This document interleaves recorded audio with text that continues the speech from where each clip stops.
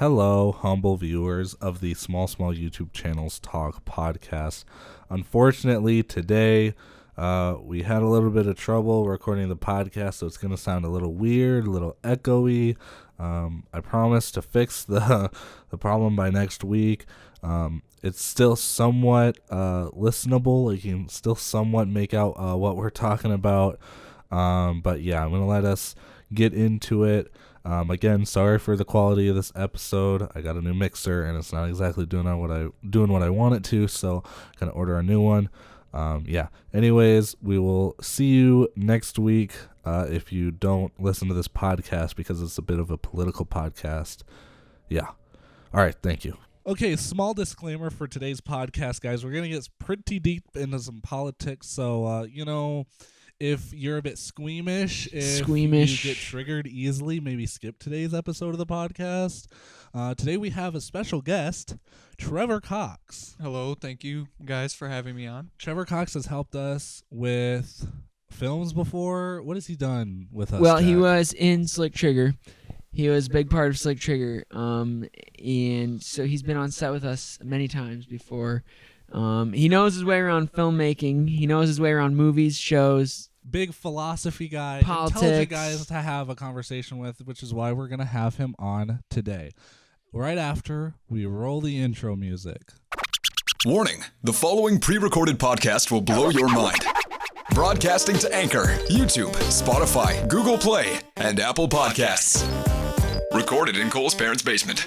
This is Small YouTube Channels Talk. Welcome to the Small YouTube Channels Talk podcast. Today, Coming at you from Cole's basement. that's right, Cole's basement. As usual, I am Cole James Anderson. This is my co-host, Jack Xavier Unruh. and today we have our guest, as we said before. Trevor Cox. We are going to talk about some stuff, some politics in filmmaking. We're going to get real deep into it. Normally, we like to, just kind of sit down and It's relax going to get and talk. heated, and we're going to fight probably. But we're sitting at a table today, which completely changes the mood. Yeah, this is a whole new level. Entirely. Yes. So, with the decade, actually, this will be premiering. The decade has passed. We are officially in 2020 when this Welcome to podcast will be 2020. dropping. Welcome to the future. Welcome to the future. Yes. Yeah, a lot of stuff went down in 2020. You mean 2019? 2019. Well, This the man's last since decade. living in 2021. Yeah, so, I mean, really thinking about it, though, a lot of politics are in filmmaking, probably more than they should be, because we didn't start filmmaking to get into the politics, and unfortunately, there's politics in every form of work. Would you say? Except like construction. I feel like there's probably even politics in that. Yeah, actually. Okay. Yeah, thinking about it, yeah. How about like origami folding?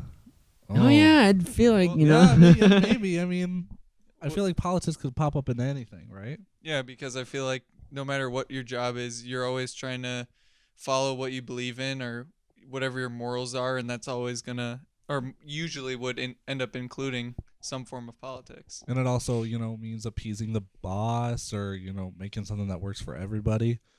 For an example, let's start off with something simple. You've both seen Bohemian Rhapsody.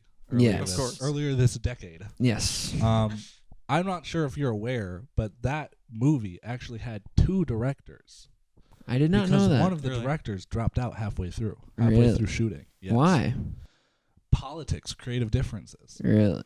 Why do you think stuff like no one really knows specifically why that happened, and it's some people think that it's possibly because they casted Rami Malek when originally that director wanted, I think his name is Sacha something Cohen. Oh, Sacha yeah, Baron. yeah. He was like Borat, that guy. They Okay. originally wanted him to play Freddie Mercury, and some of those creative differences just got around, and it caused them to decide to, split off, and then he still got the full director's credit, even though the other guy ended up doing half of his work. Wow. So, starting with that, have you ever, what's the biggest politics that you think we have experienced in shooting?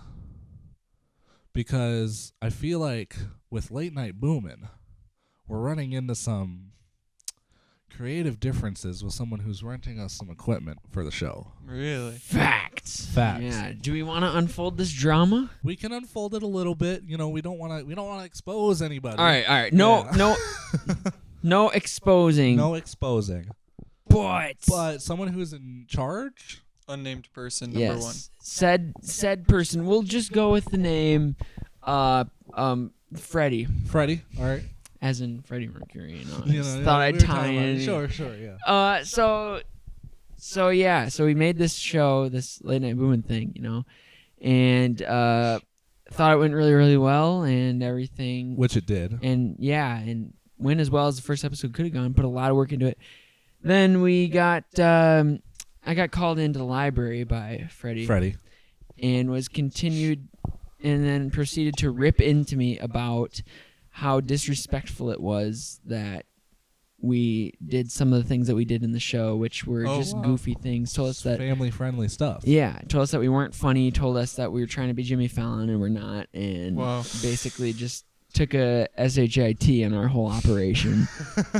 and that was awful.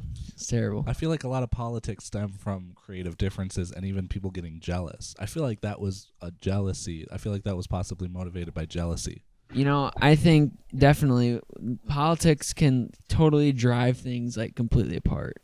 And it sucks because like if people are just rational and talk things out, then it can go well, but even then there can be times where like you talk things out, I can see like, I bet you like, I've heard of countless incidents with like actors like just quitting like shows and stuff because of politics and Yeah, I don't ever want to be in an environment that's surrounded by that much drama. Right, exactly. And like that drama is like what fuels a film, but that's the narrative of the film, not like the behind the scenes, Exactly. The whole documentary for Slick Trigger was supposed to be about the drama behind the scenes.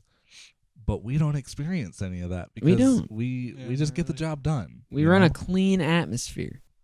So moving into more political films, do you think creating a political film can obviously it creates more politics, right? Right. We're talking about Richard Jewell. Do you know about this Richard Jewell movie that's coming out? I have literally not even seen the trailer. Okay.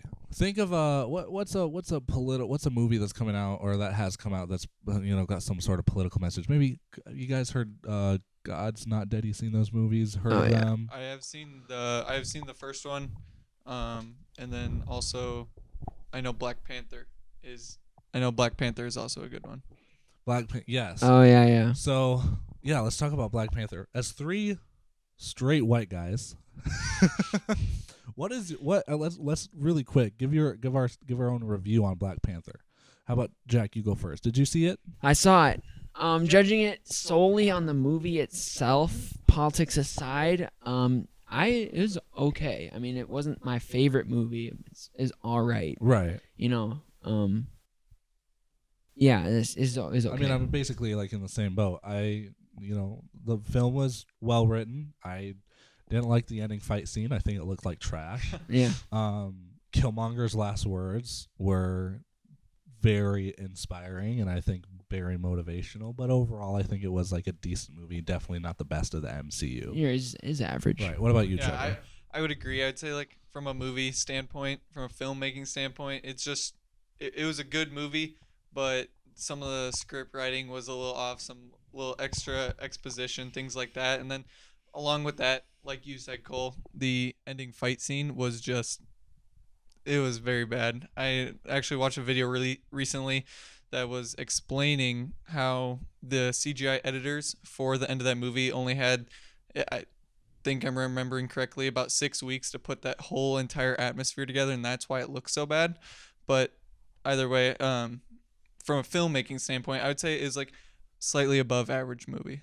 For sure, yeah. Yeah. And now going with the politics, people all of a sudden made, it became like this big movie for African American black people, however you want to reference them. It became this big cultural moment for them. For what it seemed like, that's what it seemed like all the non-colored people were making it. I feel like I didn't see a lot of colored people that were like, oh my God, this is the movie of the decade for, us and, stuff like that. I feel like at the time, it was like, oh, I have to go see this because I'm white and I respect black people. I like black people, but I feel like that's like getting a little bit too deep into it. Moonlight won Best Cinematography, Best Picture, something a couple years ago. Please, and that's a movie about the story of a young gay black kid. You know, within three segments of his life. I feel like Oscar movies tends to bring out. I feel like Oscars always tend to pick more political films. That's true, because like you look at movies that. Well, okay, if we're gonna be honest here, like this is an honest podcast. This is an honest podcast. Like Hollywood is liberal as the day is long. Like there's no hiding that. You cannot hide that. Everything about it is as liberal as the day is long. And you know something about that sucks. Even if you're liberal, it sucks. Absolutely. Because you want to be surrounded by smart people that disagree with you. Exactly. And not smart people that agree with you. Exactly. Otherwise, you're not going to get anything done. And it sucks that there's a rare few people that think differently than them, and then the moment they decide to say that, their careers are ruined. Right. Tim Allen, for example, got his show canceled because he came out as a Trump supporter. And that was what was the show? The Last Man Standing.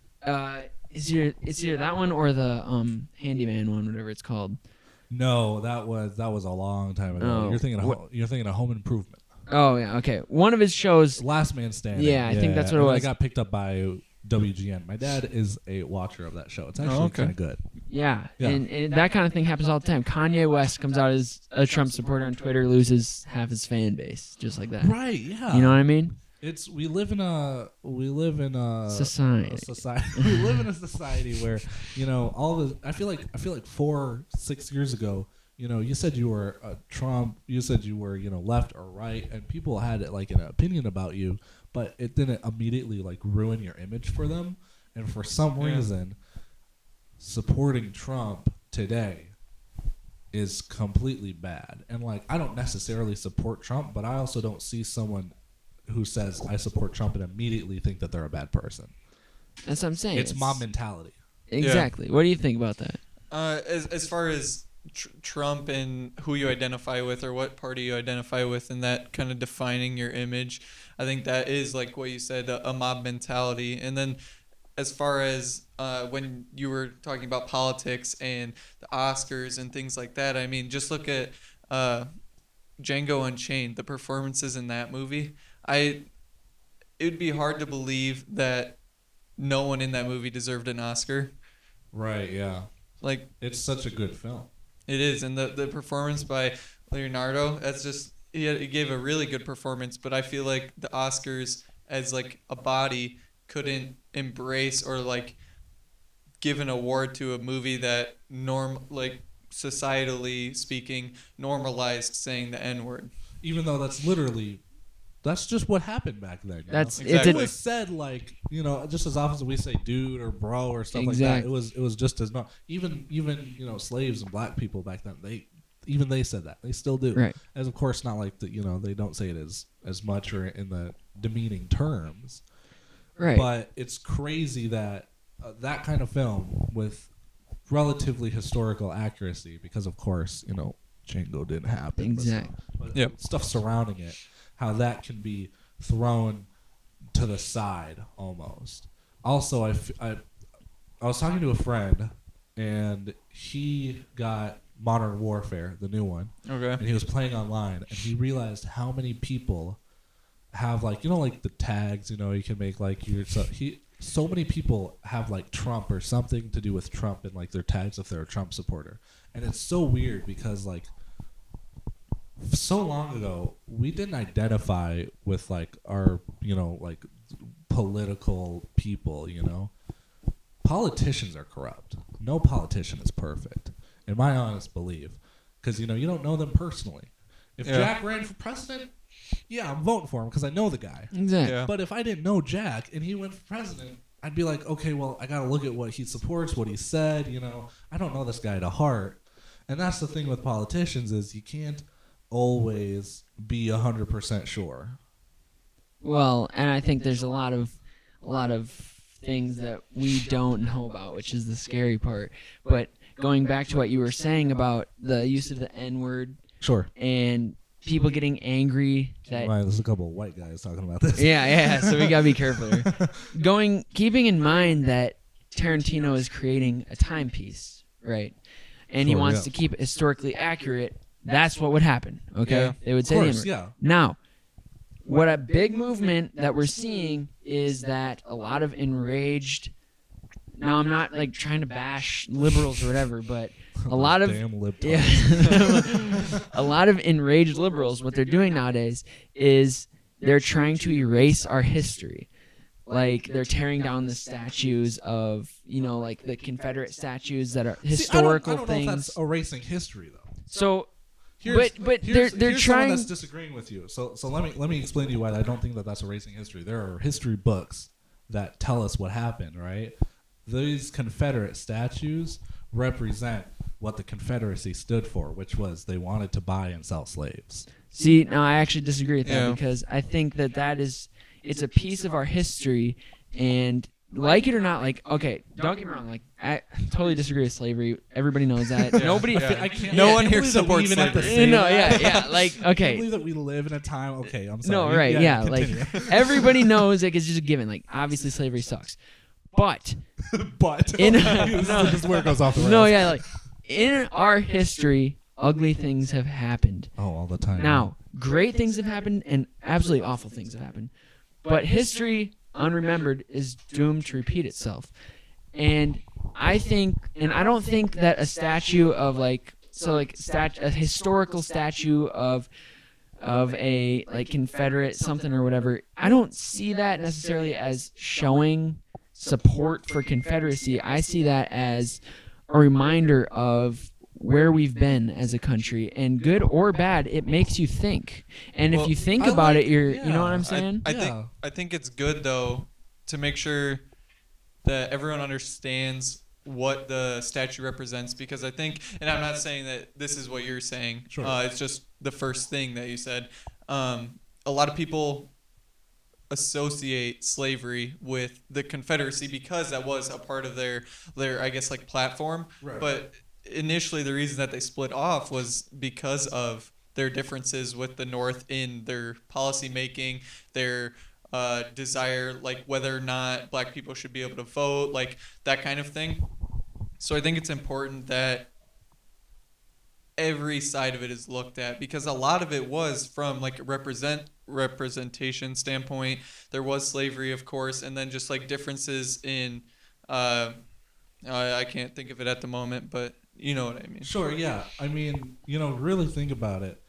Even with like the good sides of like history, like the good people and the bad people, like Yeah. America, we were the good side in World War II. Would you say not? Yes. We got Yes. attacked by Yes. Japan, Pearl Harbor, and that was admittedly pretty horrible of them to do. But for us to go nuke them twice, like we're the heroes, but we killed so many people. Like even the good side has done bad things, It's so I would just never ever want the job as president, because the decisions you have to make and the things you have to do, it's awful, because you always have to pick which lives to save, you know what I mean? And all of the time you have to pick the American people, you know what I mean? Yeah. And so I don't know, this is so tough. Someone It's a tough job to run the world. I swear to Lord. Someone offered this idea because we're in the midst of Cold War past, but any moment a nuke could be dropped on us, and then we would fight back. Nuclear warfare would begin. World War III would happen, and we would all be toast, right? Yeah. Someone Fallout. introduced the idea that the president has this person, everyday random person who just follows him everywhere, who has the nuclear codes embedded in his heart. And if we decide that we have to do something like that, like Trump, Obama, whoever is president at the time, has to kill this person by themselves with no help to get to the nuclear codes, to then just to kind of like take in, understand everything that's happening. And it's a smart idea, but I have problems with it. Yeah. Because what if the person, what if we really need to do it, but the president isn't strong enough to do it, and then we all end up wiped out anyways. Well, is that It's a a true strong- thing? Do they yeah. actually do that? Well, no, they didn't No, actually they do don't. I was like, It was what? suggested. People thought that it should happen, but the problem with that is, what There's if so what many if the things that could president go wrong. isn't? Yeah, there's so many things that could go wrong. What if the president isn't strong enough to make that decision and we all die?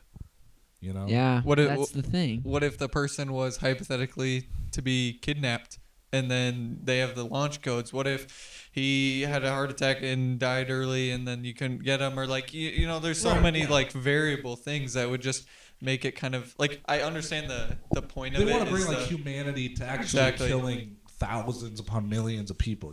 That's crazy. Yeah. And I feel like, that's definitely, we're getting off subject. This definitely is not about Nuclear filmmaking. warfare. But I do feel like, in the future, we're going to show our kids, these movies, and they're going to represent, societal themes about like the years that they were in, the decades that they were in. I don't know if you guys have seen Hereditary, but that movie is about, grief, and you've seen Joker. That movie is about childhood trauma and mental illness and just enough things lining up to make someone crack, and if those are the movies that we're making now, what does that reflect about our society? That's true. I would say, from... Nah, we'll pass that around Okay. there. I am going to. How about we go to an ad break, really, really quick. Let's do it. Switch to an ad break. We're gonna Let's take a do it. break for you guys. Hold on, it's gonna get wild. It's gonna get Really, crazy. really wild. Cole's gonna say the N-word. Hey Jack, Yes, Cole James Anderson. have you ever wanted to make a podcast? I've always wanted to make a podcast before. Wow, that's great. Because if you haven't heard, Anchor is the easiest way to make a podcast. Really? Let me explain. Tell me more, please. It's free, Wow. the best option. If it's free, it's gonna be, it's gonna be lit. I'm a broke college kid. I don't got money. There's there's creation tools that allow you to re-record and edit your podcast right from your phone or computer. Sick. Anchor will distribute your podcast for you, so it can be heard on Spotify, Apple Podcasts, and many more. Not to mention, you can make money from your podcast with no minimum listenership. That means start off 0 listeners, and you can already get ads. Wow. Isn't that crazy? That is probably the best news I've heard all day. Dude, it's everything you need in a podcast to make a podcast, all in one. So, guys, if you want to make a podcast, download the free Anchor app or go to anchor.fm to get started. That's ANCHOR.FM to get started. Wow. I'm going to go make me a podcast right now. Welcome back to the Small YouTube Channels Talk. Today, we're talking about politics and filmmaking. We're going to go over some hot takes. Yes. This is the best part. Here's one that Trevor gave me. First guy who commented on the post. This is seriously, guys, if you don't turn it off right now. I don't remember what I said. If you get easily triggered. Trevor Cox says, this is a hot take, okay? Can I put a disclaimer? It is not. I don't remember what I said, but I'm pretty sure it's not my hot take, just a hot take of someone. Okay. Sure, I didn't want to. Yeah. We don't want to throw Trevor, guys. Please don't go hate on Trevor. Okay, that's not what this podcast is about. All right. Okay. Here it is. We're gonna discuss sexuality is a choice and transgenderism is a mental disorder. Now, I'm gonna be straight up. I am not well informed on this subject, so I can't make a very informed opinion, but I can give you my uninformed opinion. Okay. Let's define the take. Okay. I- So I- they think I- that sexuality, Let's start with one. Okay. One of them. So what is sexuality? Sexuality would be your sexual orientation. So, if I'm attracted to women, if I was attracted to men and women, transgendered people, the whole spectrum, okay? So Okay. so basically who you're attracted to. All right. That's a choice. And transgenderism, deciding to, if you're a man transitioning to a woman transitioning to a man, or non-binary, whatever you have it, that is a mental disorder. That is the definition of the hot take. Now, my uninformed opinion is I do believe sexuality is a choice, and I think transgenderism could be a choice and also possibly be a mental disorder. Yeah. I think that it's very possible for it to be a mental disorder. I don't know a whole lot about the subject, but I also think that there's just people who, don't have, the mental illness and they just want to be the other gender. Yeah, I agree. I think that okay, so I know that it's proven that there is like gender dysphoria, like there is a disease of that. Right. And my guess is that there's a few people that actually have that disease. But I'm guessing that a lot more people are just being transgender just to do it. You know what I mean? Well, I don't want to say, of course there's people that are just doing it just to do it. Right. Every trend has the person where they're just doing it because it's popular or whatever. Exactly. But I also think that there's just people that are just more comfortable being that other person. In a way, think of it like acting. This is going to be a very odd. I know. But a lot of actors, they get into acting because they're this. A lot of actors are like very shy, fragile people, and then they get on film or they get on stage and they can transform into this crazy different person. Maybe these people need that kind of change in their lives. Well, is it necessary though? Because it seems to come from a place of not knowing yourself, who you are, not being able to define yourself by anything because of lack of association, or whether it be low self-esteem, depression, like any of those types of things. And I feel like that's a way for them to escape. And so I don't necessarily, I guess I'd be talking about those that are not afflicted by gender dysphoria. Sure. But yeah, so it would be more of a kind of chasing a feeling, I guess, if that makes sense. I mean, isn't that like what most like coming of age stories are about though? Chasing becoming yourself. I feel like that's what that is all about. Trying to find the person that you want to be. If you went through your whole life following the norms, just because it's what everyone else was doing, and then you did something else and you realize, hey, that's more me, like I don't want to go into an office job. That I would kill myself. That's so boring to me. I want to travel the world and make movies and work with extraordinary people. I feel like to them it's kind of similar, where it's like they just, maybe it's not like they want a different experience. Maybe that different experience is them, and they're trying to find that specifically. At what point though do you draw the line on trying to discover yourself, I guess? Like when do you come to the point where it's delusional? I'm not the person to decide that because I don't know. I genuinely don't know. I don't know. Okay, so like as a Christian man, all right, Christian white man, as a Christian he's boy, gonna say the N-word. No. As a Christian man, it is my belief that God made us either a man or a woman, and how you are made is how you are, and everything else is in your head. I don't think that people are actually born like a man that believes he was truly destined to be a woman. No, I think that's a bunch of crap. Well, then on a separate subject, how do you explain dissociative identity disorder? Where someone has like multiple personalities? No, right. But like I agree. I'm saying aside from like mental things, like there's on a biological level. On a biological level, at a level of reality, aside from mental illness, aside from what you think, at a level of reality, you are either a man or a woman, and what you're made is what you are, and that's my belief as a Christian man. And I think it's like people with hallucinations. They see hallucinations. It's their belief that something is happening in front of them. In reality, it's not. I believe that gender dysphoria is the same thing. And similar thing.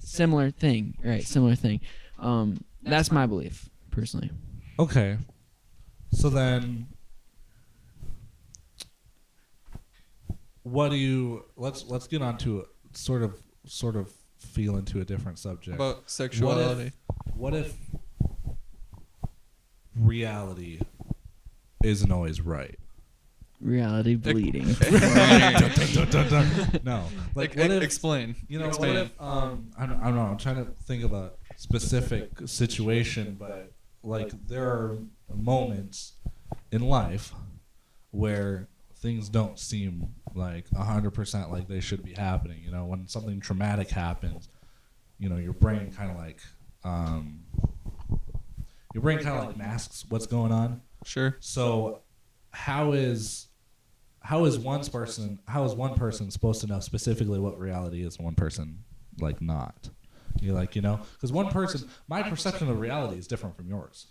It's true. My perception of vision could be different from yours. You know, your orange could be my green. You know, Right. Exactly. I understand that, but at the end of the day, you can look at the biological facts, like Trevor said. What if we live in a simulation?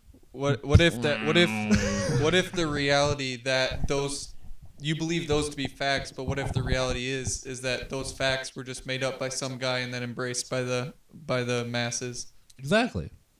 Just like money. So Money has zero value unless we and- say it and does. arguably religion, right? People who invented religion. I mean, from a secular point of view, yes. Right. Wait. Expand.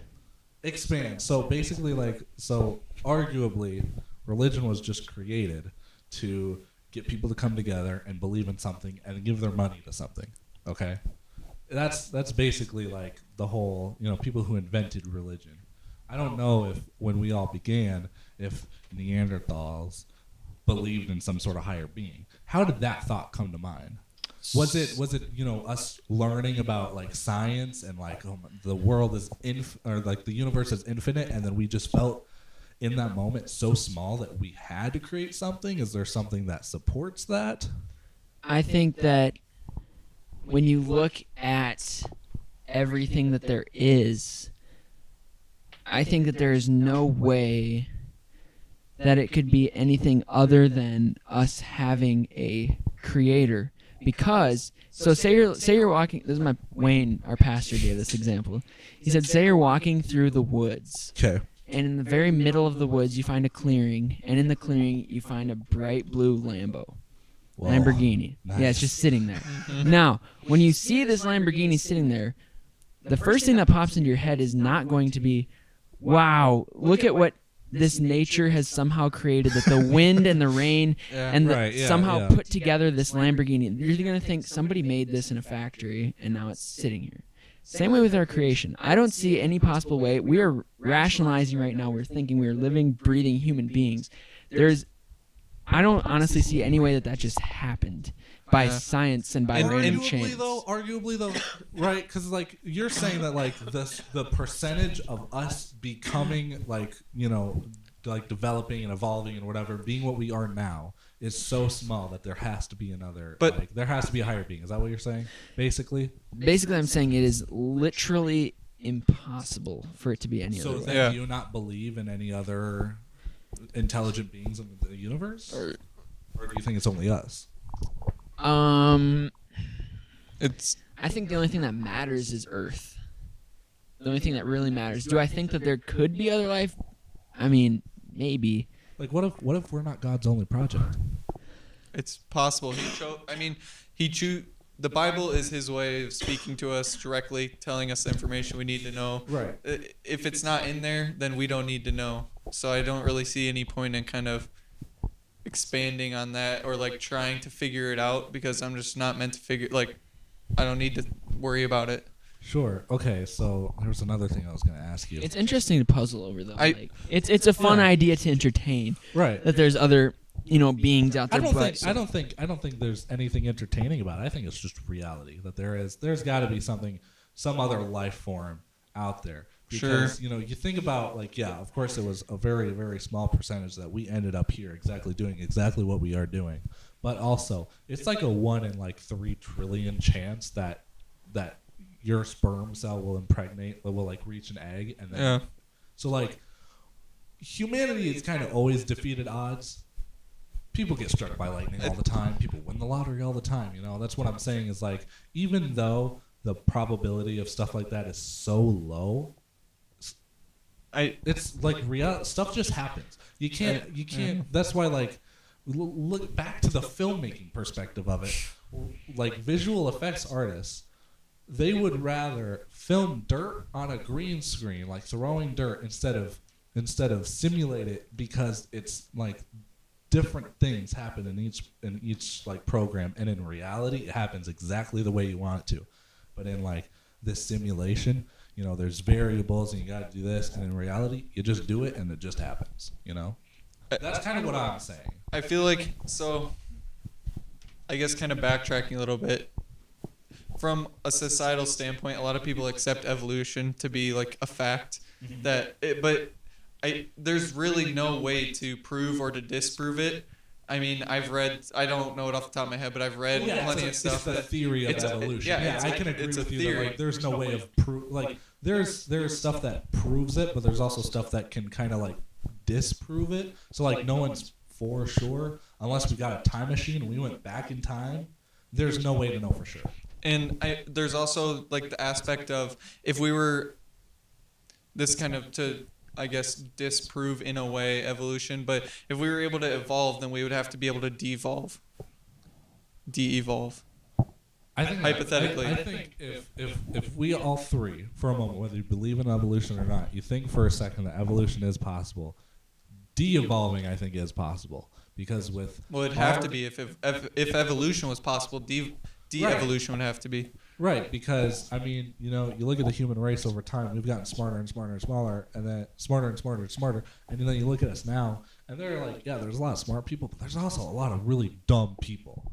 Yeah. Is that us de-evolving, or is that just like insignificant, like? I think what is being misinterpreted as evolution is actually more of adaptation. So, for instance, we'll just talk about a hypothetical frog who gets webbing between its fingers over time to adapt to living in a really rainy rainforest. Okay. Sure. That's an adaptation. It's something that becomes a part of how they live, because it's different than evolution, because evolution is like you have to be able to go from one stage to a completely different stage. So like monkey to human, the like intrinsic differences between the two, that like that's evolution, but adaptation is like small differences. And I feel like what everyone's seeing is more of adaptation. Like for them to draw the conclusion that monkeys and humans or that humans came from monkeys, I think that's just kind of ridiculous. It's too far. If that makes sense. I feel like you're kind of oversimplifying it a little bit. Okay. Because I do feel like there is obviously evidence of like evolution. I think like it's either like the blue whale or some other, like, or no, it's this specific type of snake has legs because it originally had legs, and then it either evolved or de-evolved to not have legs, but it still has the bones in that like current species. And that would be an assumption, though, right? Because no one was around to see that. And I mean, like, of course, like a lot of people and scientists and I guess society make it out to seem like dinosaurs were like all scaly and like gross and stuff. In reality, they were like feathery. Yeah, right? they were feathery. Yeah. And a lot of times, things like the T-Rex were actually like not that big at all. Right. It's just the way that we perceive it when we dig it up from archaeological sites and stuff. So I think a lot of it is just misinformation or like misunderstanding. It's also just people being stupid because when you think about it, no, like we had dug up like a ton of T-Rexes and we were like, whoa, these are a bunch of different species of T-Rexes. This is crazy. And then they realized that it was just like the same species of T-Rex, like that just died at different points in their lives. So it was like, it's like if you found a baby skeleton, an adult skeleton and an elderly skeleton, and you thought it was 3 different species of human. Yeah. It's just like different points in their lifetime, you know? Yeah. People are just stupid. We also don't know everything.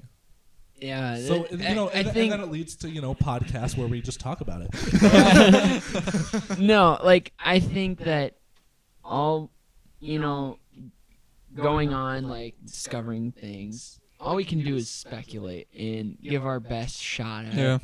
And the problem is though, like obviously the three of us are just speculating, you know. Yeah. The We're problem we're just teenagers trying to Right. figure out life. Exactly. And the We don't know problem everything. is that there's a lot of people that literally know nothing about these things that give the strongest opinions on That them. Yeah. act as if they do know. Yep. That act as if they do know it and say it's a fact, and they're the loudest ones, and they're what you hear. And refuse to learn otherwise. Yeah. Exactly, because they want to be right. And I think that happens a lot, and it's frustrating because, like, there's... Okay, so I'll give this example. So, as a conservative, you know,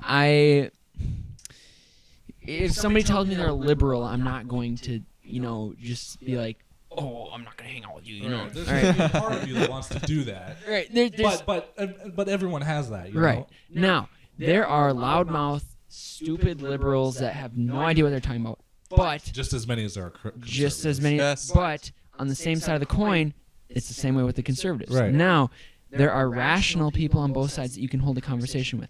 My history teacher, Mr. Clark, is a perfect example. Oh. He is. So I'm a conservative. He's a liberal, but we have the best conversations. And, Right. And they're civil, and it makes us both think. We make each other think. And when you're all done talking, you have more to think about. And Yeah. it's not this fighting back and forth like, oh, liberal versus conservative. It's like an intelligent human conversation. Trying to find a middle ground. Exactly. Yeah. Trying to see where the other person's coming from. Right. It's not about trying to be right. It's not about trying to prove yourself if any right. of us came onto this podcast with Yeah. the goal of trying to be right, we wouldn't get anywhere. Exactly. We're trying to understand facts. We wouldn't have made all the videos we've made. Exactly. Yeah. If we didn't literally understand, like if we didn't just understand that each other are human beings and we don't know everything and we just have opinions and that's just how people are, we wouldn't have gotten anywhere. Exactly. Because a lot of people just get so worked up. And people just need to take it easy sometimes, you know, just Honestly, relax just like and just sit down, listen to a podcast. Listen to a and, podcast, maybe we're available on subscribe, Spotify, or Apple Podcasts, Google Anchor.com. Podcasts, Anchor.fm, you know. If you want to support us, go to anchor.fm/SSYTCT/support. Support us for $1, $5, $10 a month. You know, it's just whatever. whatever you want. I mean, you can subscribe if you want. You know. I mean, But yeah, you know, it's just, you know, yeah, it's just. what are your guys' thoughts on this? Pop them in the comments. Yeah, pop them into the comments. Leave some comments on the Insta. Who do you On the want? tube, You know, we've talked about Clark twice now on the podcast. Really? Do we talk about You should have Should him we get on the on. podcast. We need to get him on Get the him on. podcast. Season 2, we're gonna try to make it happen, guys. How many episodes in a season? 20 10? episodes. 20 1,000. episodes. All right, yeah. So middle of Awesome. 2020 is about when we're gonna take a break and then start season Okay. 2. Right about the filming Yeah. season. That's Hey. right. All right. Let me drop a bomb Okay. on you, all right? It's going to be a hot take, okay? Here we go. Global warming is a myth. Not climate change. Global warming Global warming is a myth. is a yes. myth. Climate change is not. Climate change is Global inevitable. warming is too broad of a Okay. statement. Okay. If you ask me, because climate change is right now the planet is warming, but eventually it's going Yep. to reach a point and then it's going to start cooling. And that is because of solar cycles, which that? is like a Well, just and- overlooked factor. It's Well, like we're also causing a bit of it. Well- I think that cannot be denied. We are causing some moment of it, but you know it's going to get warmer, and I don't know what the span is, Yeah. hundreds, thousands, millions of years, but eventually we're going to reach a point. You know, we had ice ages. Yeah. You know, at Right. the beginning, And the beginning it's- of the Earth. I don't claim to know literally anything about this topic, but what I have heard, I can speculate on. I think that what you said is absolutely true. I think the extent of which we are causing it is exaggerated to the extreme. Do we have some sort of effect? Maybe, yeah. Probably, But I've but, you heard know. this fact. I've heard this, that when a volcano erupts, a natural Yep. volcano erupts, Yep. it emits more heats and gases into our solar system than we have or made carbon monoxide. ever in the history of our creation, exponentially greater.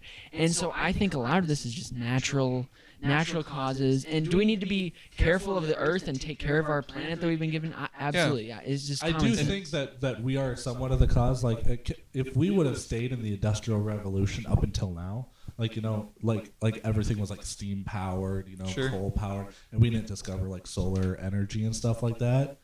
I think it would be affecting it even more. I think we are making the cycle happen a bit quicker than normal, because on a normal planet, without anybody, it's just going to fluctuate. It's going to happen at a normal Like basis. a moral compass. Right. Right. It's going to happen normal. But if you introduce something, you introduce a variable that's going to affect it, then it's going to make it happen a little bit faster. But I do feel like we're going to reach a point where it's going to cool down. Are we going to be gone by then? The possibility that climate change is the thing that kills us, I think, is personally kind of low, because we've been outdue for an extinction event for a long time. Yeah. Whether it's in meteor that hits us, or we start World War III, something is going to happen, and we're all going to die before that even starts, going in the reverse direction. In my opinion, this is an uninformed opinion. I have some knowledge about the subject, but I'm not a scientist, so. And I think it's even so. The scale at which humans, as a collective group, have impacted global warming is significant, like Jack said, significantly blown out of proportion. And in fact, since I don't remember, I was reading about it. It might have been like the 60s or the 70s, when they started saying like, okay, guys, we really gotta step in, and we gotta make sure that we're on top of this, that we're looking out to see how we're polluting the earth and stuff like that. Primarily in terms of carbon monoxide and so that's all I'm gonna talk about real quick is that our air pollution, and our only way as an entire Earth to evaluate that is through a satellite that we use at the moment. There's only one satellite, and that satellite, of course, is located right above Hawaii, who is home to the most active volcanoes in the world. So it really it upscales what we actually may be doing. So it's hard to tell whether or not that's representative of the entire Earth, because that's literally the hottest hot zone on the Earth. We should have more than one. You would think so. I feel like we should have a grid that kind of surrounds the Earth, that kind of get a more accurate reading. Yeah, which personally, all right, sue me, execute me, do what you want, but I believe that I'm on my way. I believe that the decision of Time Magazine to make Greta Thunberg the person of the year, stupid. That was the most ridiculous thing. As you can say, obviously, liberal, conservative, whatever. If you're going to name someone the person, the human being of an entire year that has impacted the entire the world the most, you do not pick a 16-year-old girl who talks about something that we don't even know anything about right now. You do not pick that girl when there has been... She's trying to disprove scientists. She's trying to disprove scientists when there's been Hong Kong protesters fighting against a corrupt system for as long as you can remember now. And, okay, there's so the people thing about dying Greta and Thunberg, fighting, and she's a polarizing figure. Whether you agree with her or not, she's fighting for her beliefs, right? Right. Sure. So, but should what makes her so special to get the stage of the United Nations? What makes her special versus the scientist who might have spent his entire life studying it? And I don't know, but here's what I'm going to now impose to you. I'm really about to do this. It's going to be a really bad segue. The N-word's coming. The Nazis. Okay, the Nazis. About to compare her to the Nazis. The Nazis didn't think that they were doing anything wrong. Okay? Greta Thunberg, she is... I don't want to say she's a Nazi. I don't want to say that she's I think Cole's calling her a Nazi. Wrong.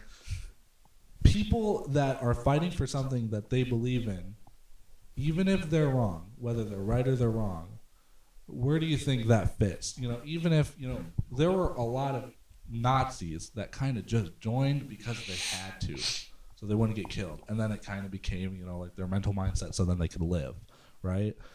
Kind of like the goons in Slick Trigger. Sure. Are those people to blame for stuff happening?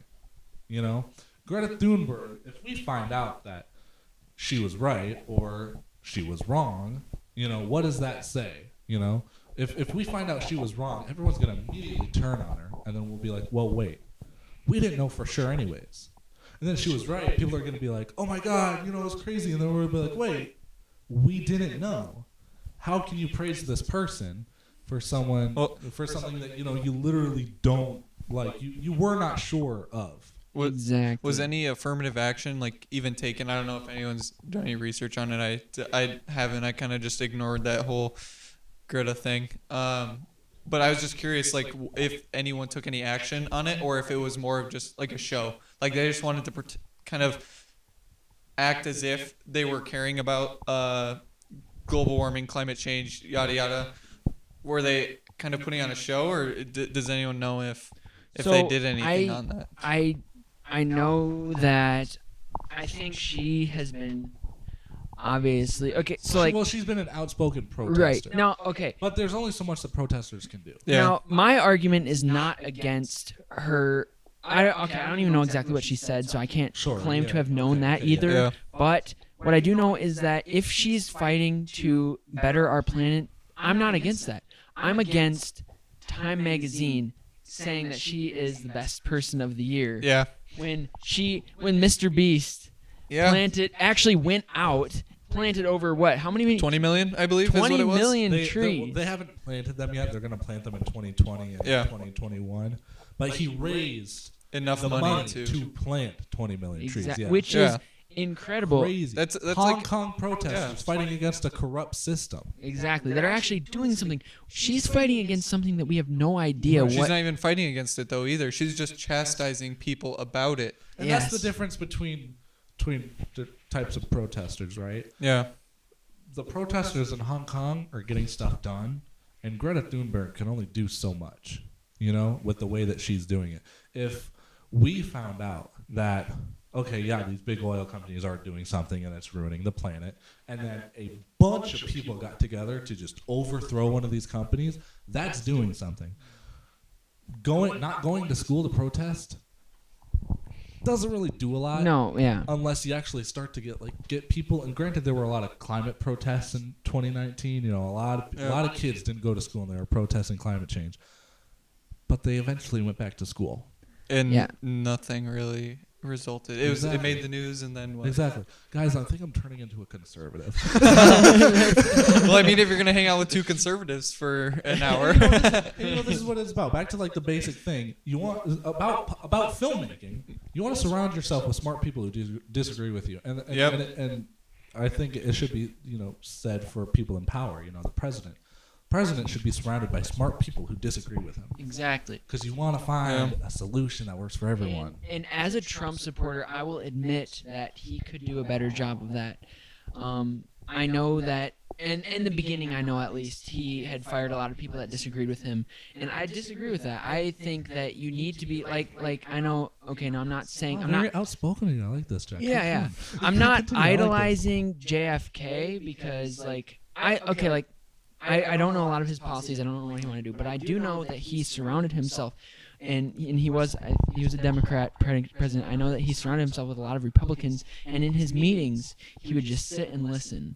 He would sit there and he'd just listen to people talk, and he would have his conservatives talk, say what they would say. He'd have the liberals talk, and then he'd think about it. And he was very quiet during the meetings, and then he'd give his opinion. And I think that is the way to truly judge in your mind, because we're always changing our minds, we're always adapting. Because then that kind of ruins any personal bias. Exactly. In a way, right? Exactly. Because your personal bias is then going to be influenced by someone else's, and then this is what I said earlier was wrong. You don't want to find something that's right for everyone. You want to find the right solution. No matter if it's wrong for people, you want to just find the right solution. Do the right thing at the right time for the right reason. The right thing's different to so many different people, though, is the problem. And to speak on JFK, I mean, he had that really great method of listening and stuff, but he was also, I mean, I guess media and society doesn't really grasp it, but he was one of the most, I guess, inefficient, I would say, but he basically did the least with his presidency out of many of the presidents. And a lot of people say, well, the Civil Rights Act and stuff like that, but that all came after his death in almost memoriam of him. Right. And so that's why it takes the right person. So if you took what he wanted to do and Trump's actually getting stuff done, I mean, is it possible to achieve both though? That's not exactly. That's and I you're that's the and balance. The third variable That's the is balance. Time, right? Maybe JFK was the right president, but it was just at a time where That's true. nothing needed to be done, or no one. Whoa, that might be a hot take. To get stuff done. No, Yeah, right? yeah. And I mean, he got killed after 2 years in office. Which is a tragedy. And Right. that's just the beginning. Yeah, That's I just the guess. beginning of your presidency. I mean, what did Trump done in the first 2 years? And he's one of the most, like, he's done as far as content the most in his term of presidency. But a lot of his stuff didn't even come till I don't know, end of year 2, year 3, now, like stuff like that. No, And yeah, the Trump. thing is, I'm not a Trump supporter at all. Okay, I don't really support anyone politically. I used to support Bernie Sanders, but then you look into politicians and you find stuff about them. I don't really support anyone at this point. Yep. But I was very cynical when Trump got elected. I was like, I didn't want him to be president. I wanted this and that and blah blah blah. And then I kind of realized, like, well, he's president. I just have to accept that fact. Mm-hmm. He's my president now. I'm not none of this not my president bullshit. He was Exactly. elected. Right. He was elected. I want him to do good because Yes. Even if I didn't want him, he got in. Gotta respect that. Even if there was some Russian meddling, which we don't still know about, as far as I know, he got in, right? Well, it's been confirmed that they did meddle. Right. It's just whether or not Trump To the touched extent on of it. what It's touchy. Right. I don't know a lot Yeah, about it. keep going. Sorry. But he got elected, and that's as much as I know. So I'm going to respect that, and I want him to do well. Has he done a lot of stuff that I disagree with? Yes, he has. But the thing that I can commend him the most for doing is fixing our relationship with North Korea. I didn't think he was going to pull it off, but thank the Lord he did. Because I think that with the way that Obama was taking it, Yeah. we would have been Yeah. screwed. And that's just it. Like, okay, as a Trump fan, obviously right now, I'm living in a time where it's the easiest thing in the world for me to say that people need to respect our president. Like, it's so easy for me to tell people, like, oh yeah, you need to respect our president because he's our president. Because I'm a Why Trump can't supporter. people just be more optimistic? Now, That's literally had the problem. is that had people- I am Facts. all I can be is thankful right now that Trump got elected, because I know that if Hillary would have got elected, I was young enough to where I would have been the most angry Yep. person in the world, and I would have been the most Yep. disrespectful in the world. But now I can see that next term, no matter what happens, if Trump gets elected, awesome. If he doesn't, I can you can accept that. I'm gonna have to live out what I've been saying. Right.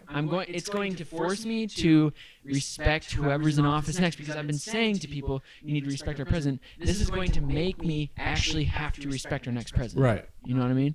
And there's by immediately disagreeing with someone, there's no way Yeah. to actually get somewhere doing that. Exactly. Because That's the problem with Yeah, everyone. that's the problem.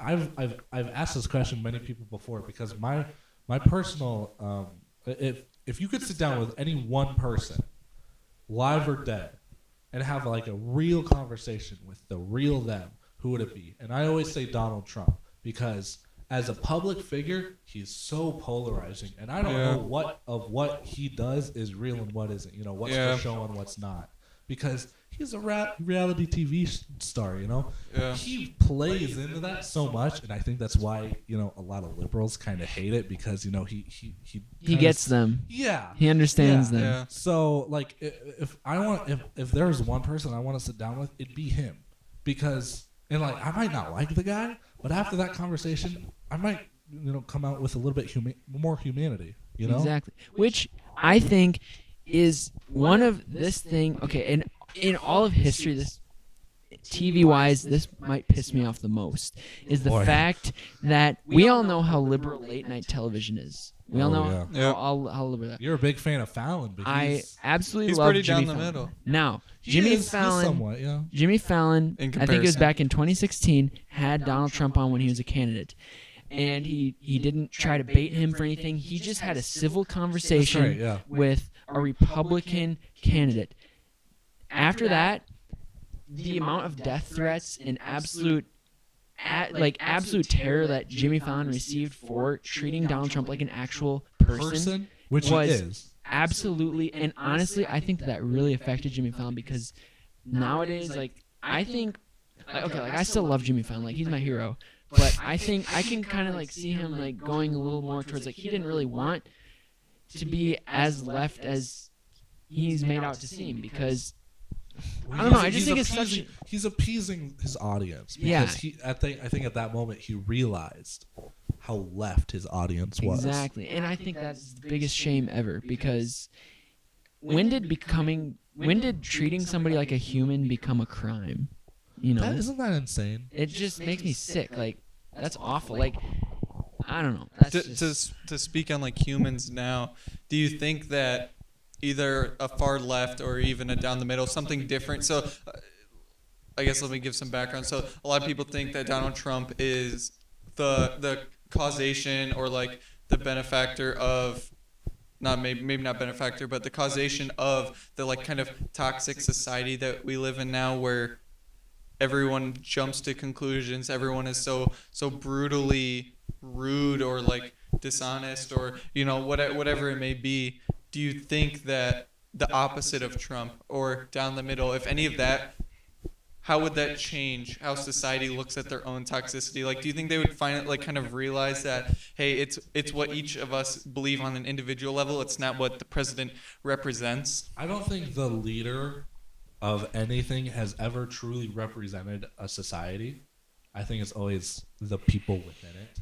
The middle class, the upper class, lower class. The people within it have always represented, society. We've had great and horrible presidents, and great and horrible stuff have happened, Whether or not you love Trump, bad stuff is still going to happen. And that doesn't dictate, don't dictate whether or not, the world is good, PewDiePie, okay? He was attacked by the media for being on the far right, being a Nazi, neo-Nazi, whatever, for all this stuff that he did as jokes in his videos. And then all this T-Series versus PewDiePie, everybody was trying to get everybody, so he would become the 100 million subscribers, whatever. And there was a shooting at a mosque by I don't know if they were named far right, but these were like far right radicals. Yep. They shot up a mosque, and one of them was recording it. And before he went in, he said, "Don't forget, subscribe to PewDiePie." Yeah, I remember that.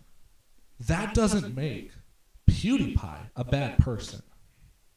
And if someone walks into a church and says Trump is the greatest president ever, and then kills a bunch of people, that doesn't represent who Trump is. No. Though people can affiliate themselves with you, but it doesn't mean you have to affiliate yourself with them. Exactly. Though, I mean, I agree with you, but like from a devil's advocate type standpoint, isn't the people that you're inspiring telling of who you are or how you act? I don't think so at all. Because, sometimes yes, but with those people who are radicalized, there's no way of changing them. Right. So like Trump would never ever say go shoot up a mosque. Yeah. And never has he said that. But do his ideals or the way he acts encourage people, like the rise of like the recent, I would say since Trump came into office, white supremacists, they've always been here and there, but they're way more active and they're louder now. And is that telling of Donald Trump, the way he acts, or like what he allows, or I guess where do you want to go with that? I think it could be viewed as both ways, because a lot of people look at Trump and they say, "Oh, look at him. He is very obviously a white supremacist." Blah blah blah. I think Trump just makes a lot of jokes that people don't understand are jokes, or he does stuff that he doesn't 100%. He's a human being, and he's not a politician. There was one time when he was running where he said, I could go on Main Street, shoot somebody, and I wouldn't lose a vote.